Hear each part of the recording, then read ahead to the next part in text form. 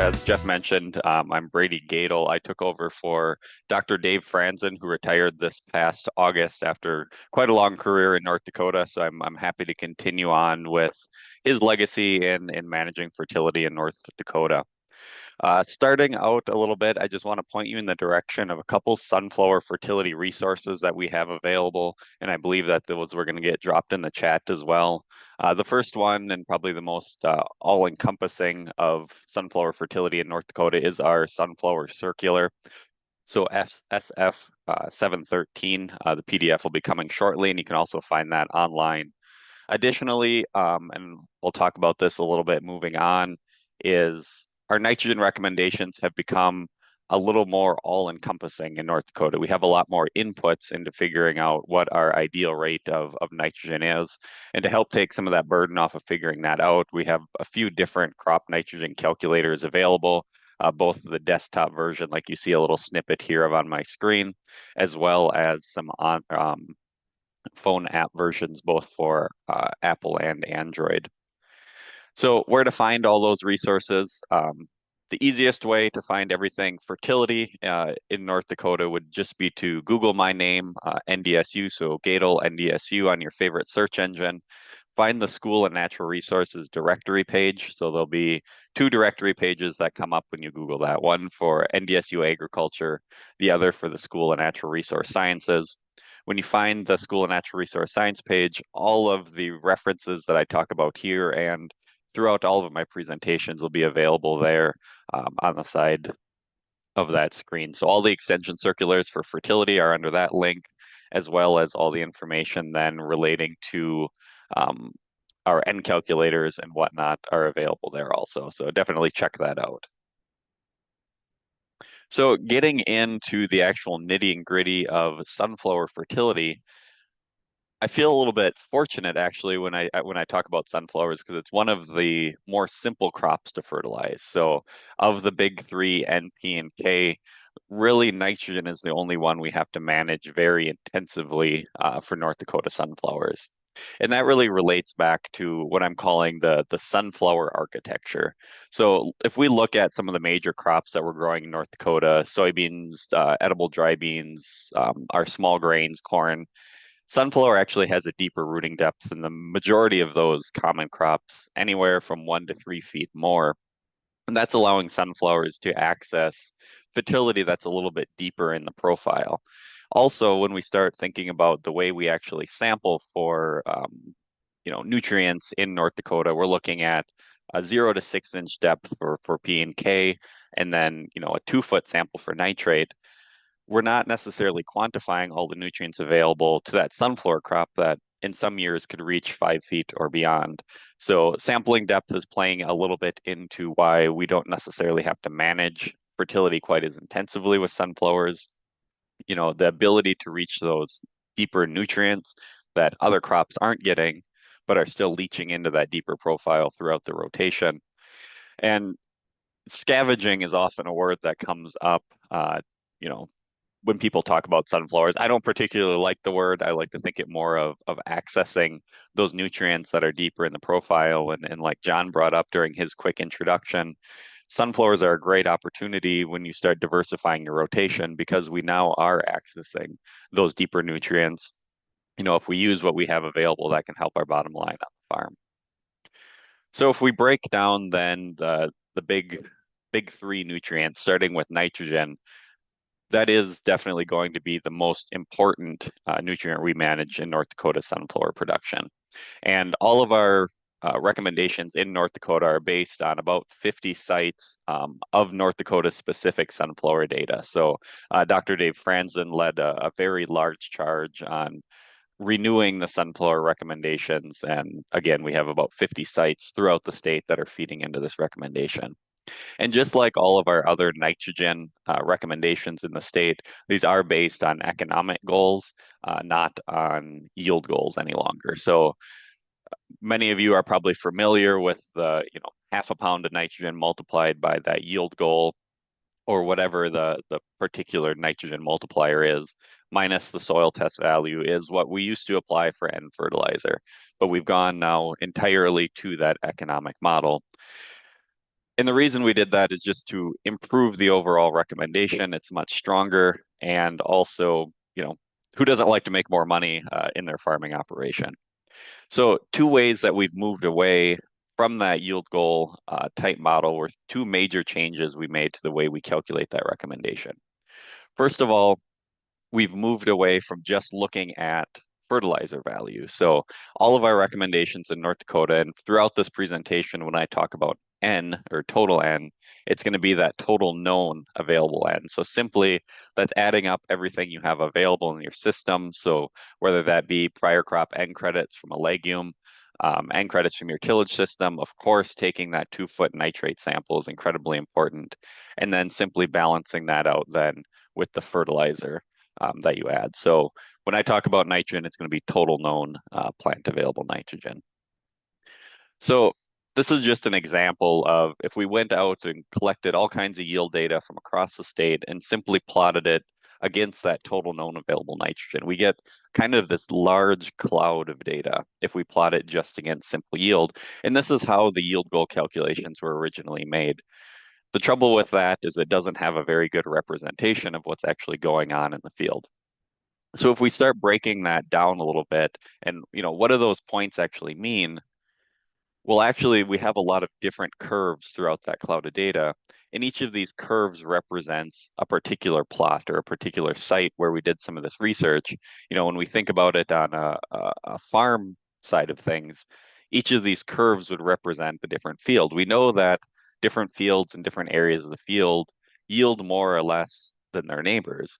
So if we're trying to make a yield goal type recommendation off of that, if we apply, whatever N rate would be represented in this range, we're going to get all kinds of different yield responses back to that.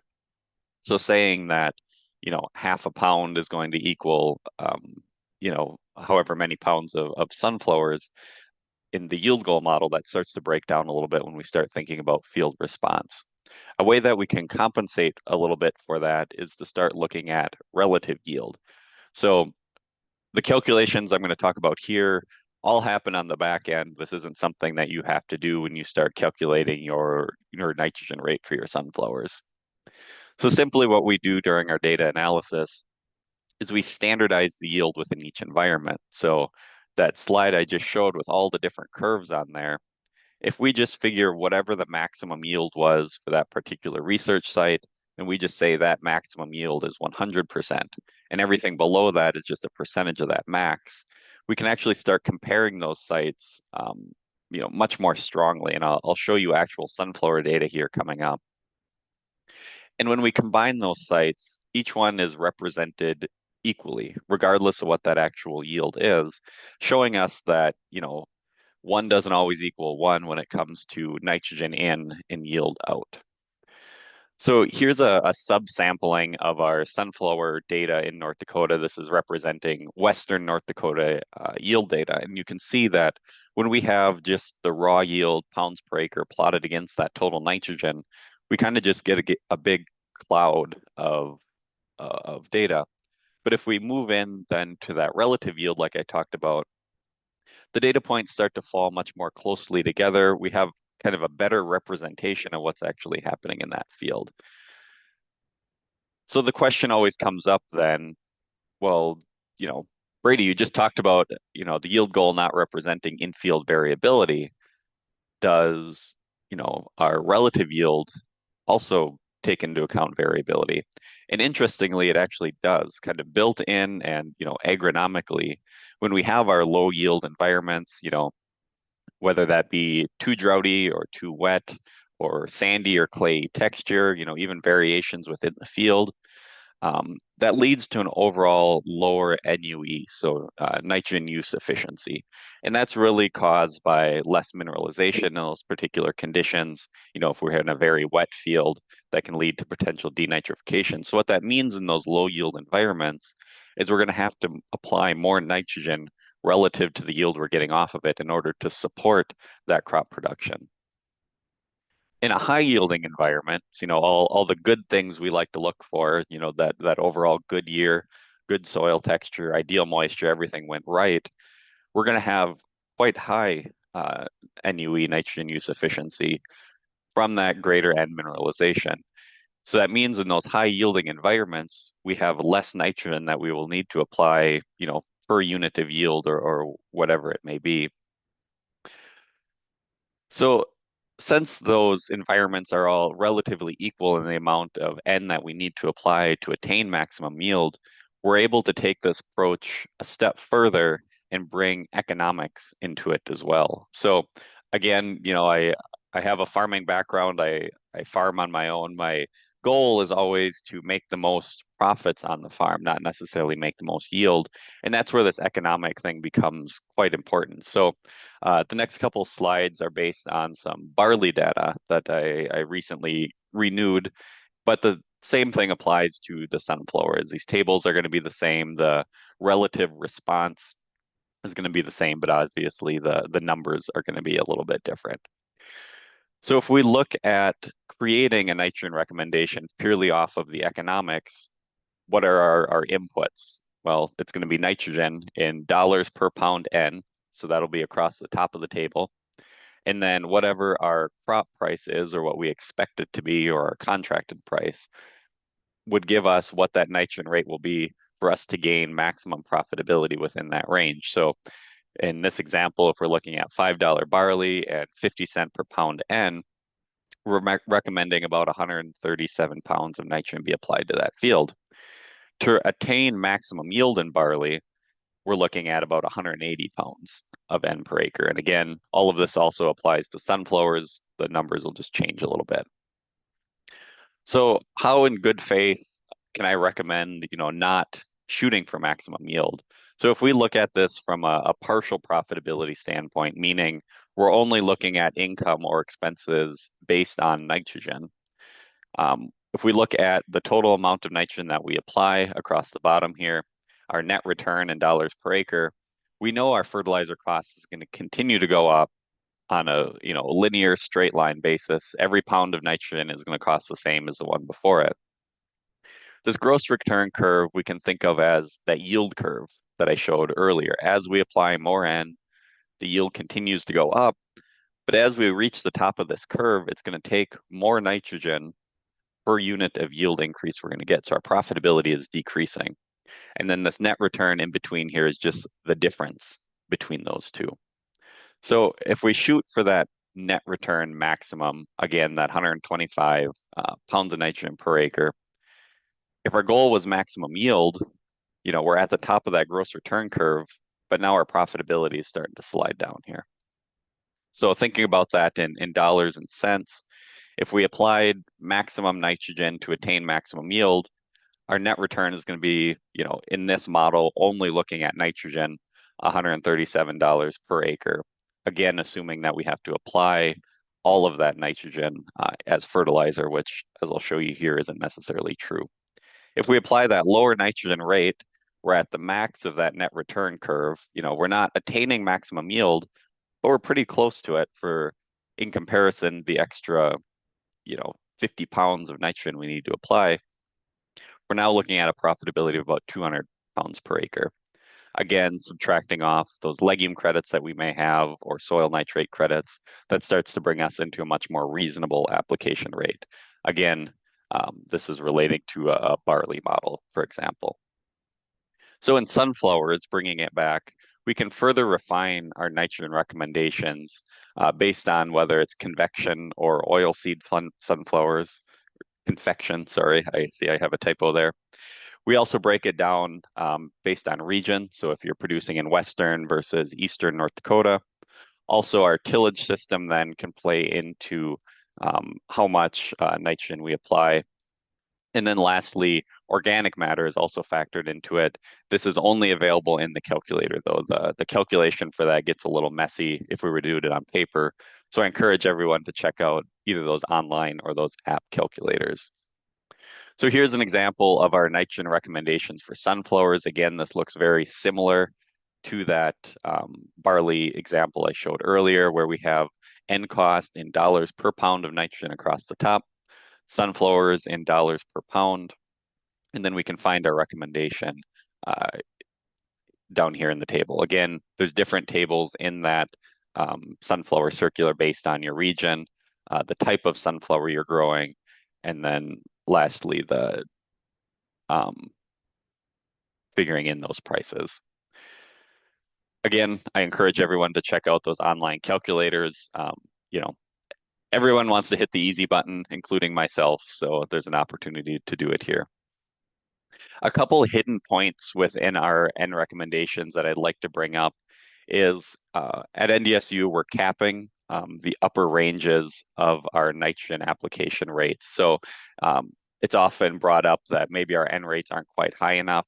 We're doing this as more of a protection. So based on the research that we've done, those higher N rates can boost yield, potentially boost return a little bit, but the chances of lodging at those higher rates economically are going to outweigh the potential gains that we're going to get. So as an example, at the research site we had up at Botnow that Dave Franzen did in 2015, we can see that as we move from 150 pounds up to 200 pounds of nitrogen, total known available nitrogen again, our potential yield gains are only about a half of a percent more yield gain, but the lodging is going to increase by about 10%. So we felt that those potential gains, are going to outweigh those potential losses that we'll have from sunflower lodging. Shifting gears a little bit into some of the other nutrients, phosphorus. So not only have we done studies in North Dakota, but also collecting data from South Dakota and Nebraska. All of these sites report very little yield response of sunflower to phosphorus application. Why is that? Well, first of all, phosphorus removal by sunflowers in comparison to other crops is quite low. So they're not needing to take up as much phosphorus.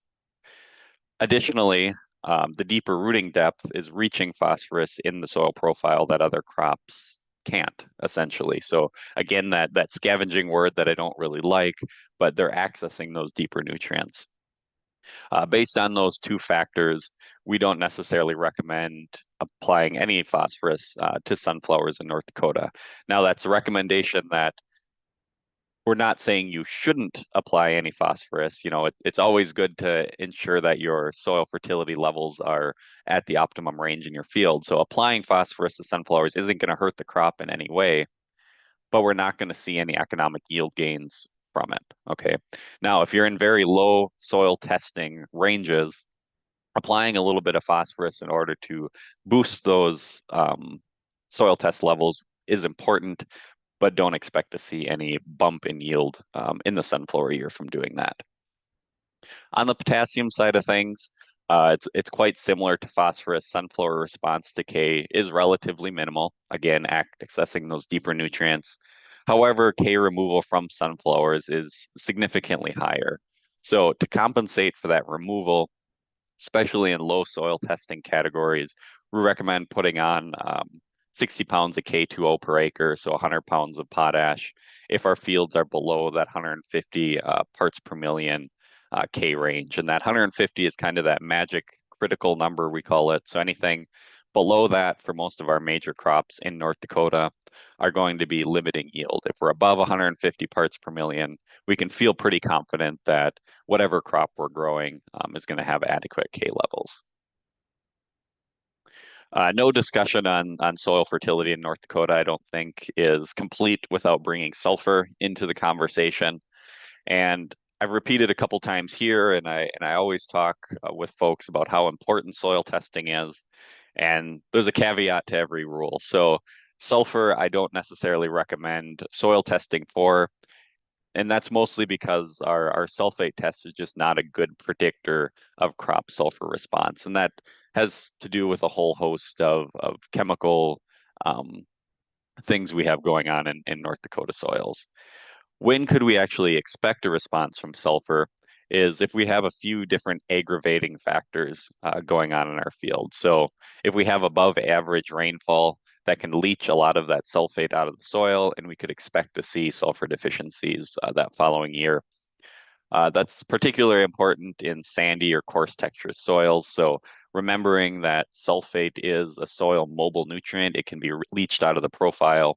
So if we have a lot of rain and a sandy soil, we're likely going to see sulfur deficiency, regardless of what that sulfate test, if you spent the money to do it, would say. Additionally, low organic matter fields. Organic matter is a very large contributor of sulfate. So in high organic matter fields, we're likely gaining enough sulfate from that. But in low organic matter fields, we could expect a potential deficiency. If any of your fields have those aggregating factors, a blanket rate of about 10 pounds per acre of sulfate sulfur is good insurance. And I stress that sulfate sulfur part just because it is immediately plant available. If we were to apply elemental sulfur, for example, we need to wait for that element to oxidize into that sulfate form. That could happen in days, that could happen in years, depending on field conditions. So it's just not good, especially if you're expecting a sulfur deficiency that year. We don't know if that elemental sulfur will become available for that crop. So the two poster children in my mind for fertilizer to apply sulfate is either in ammonium sulfate form or gypsum. Those, um, you know, relatively available all over the place. We can also use broadcast ammonium thiosulfate, uh, but not only in sunflowers, but also in all crops. This shouldn't be applied with the seed or in a band. Ammonium thiosulfate has the ability to injure the seeds, so broadcasting that um, is another good source of sulfate sulfur, but keep that in mind to prevent crop injury.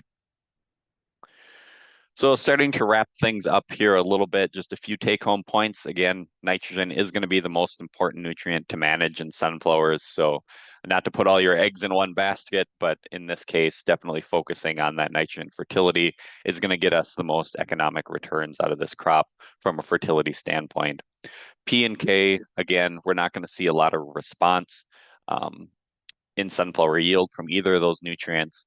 But again, if we're in very low or low categories, applying a little bit to build those soil test levels up is going to be important for the entire rotation. What awaits us in 2025? I just want to touch a little bit on the fertilizer markets. This is a phone call I get quite often, and I keep a magic 8 ball on my desk because, like all good extension questions, it really depends, and especially this year. So, thinking about what happened through our weather conditions going into spring, here are a few things that we can expect. The warm, dry fall that we had was wonderful for outside activities and getting field work done. Unfortunately, it was not particularly conducive to fall N applications in areas where that's common. We can expect some N losses. So sampling this spring for nitrate is going to be important. Again, K deficiencies are becoming more and more common across the state. So if you have fields and you're managing fields that you don't regularly soil test, definitely doing that and getting a baseline on those K levels is going to be important. And then I just came down from Minot yesterday, speaking at a workshop up there, and there's a lot of soils in the ditch. So we're seeing pretty widespread erosion with these open conditions this winter, and that's unfortunately going to continue into the spring. Um, there's a lot of nutrients that are being exported from those fields in that lowing soil. So soil testing, um, to make sure what we have left, what we need to apply, and then thinking next year about ways that potentially we can prevent some of that erosion from happening. On the fertilizer outlook standpoint, again, it depends. Prices are mixed. The outlook is really cloudy from all the sources that I've been reading. Urea, UAN, our ammonia products, all of those are steadily trending upward, which we would expect most springs that occurs. MAP and DAP, currently they're holding relatively steady, going up a little bit. But all of my resources and the experts on this are expecting those to increase as the market becomes a little bit more volatile. So expect MAP and DAP to go up. Potash is currently down from last year, is trending up a little bit from the past weeks. Fortunately, it's in good supply. Unfortunately, depending on how foreign trade and foreign policy goes, Canada is threatening some retaliatory tariffs on potash if the United States imposes those tariffs on Canada. So, depending on how foreign policy and trade goes, we could expect fairly significant increases in our potash prices. So unfortunately, it looks like all of our fertilizers are probably going to be trending upwards. If anything, there's really no price breaks looking like in the future. So with that, again, I'd like to thank all the organizers for this, for the Sunflower Association for sponsoring. And with that, I will turn it back over to Jeff.